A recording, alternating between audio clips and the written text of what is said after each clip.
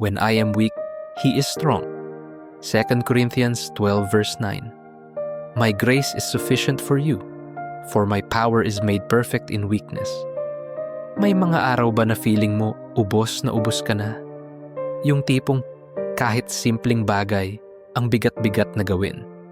Minsan, parang gusto mo na lang sumuko.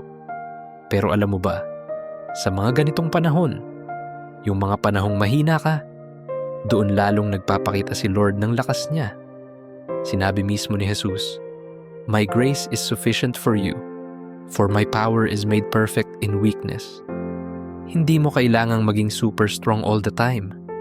Okay lang mapagod. Okay lang maging mahina. Kasi doon, dumadaloy ang biyaya ng Diyos.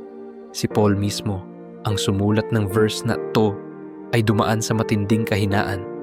Pero imbes na malugmok, natutunan niyang i-embrace ang kanyang kahinaan. Bakit? Dahil nakita niya kung paanong gumalaw ang kapangyarihan ng Diyos sa gitna ng kanyang mga limitasyon. Minsan akala natin, kailangan nating ayusin muna ang lahat bago tayo lumapit kay Lord. Pero ang totoo, gusto niyang lumapit tayo kahit wasak pa tayo, kahit pagod, kahit umiiyak. Dahil sa kahinaan natin, doon lumilitaw ang kabuuan niya. Kaya sa susunod na maramdaman mong mahina ka, huwag kang mahiya. Huwag mong iwasan si Lord. Sa halip, sabihin mo sa Kanya, Lord, di ko na kaya. At makikita mo, siya ang kakayahan mo. Siya ang lakas mo. Tara manalangin tayo.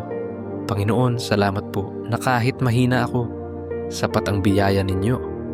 Tulungan ninyo akong huwag matakot sa kahinaan, kundi makita ito bilang pagkakataon para maranasan ang inyong lakas. Sa inyo po ako magtitiwala, araw-araw. Amen.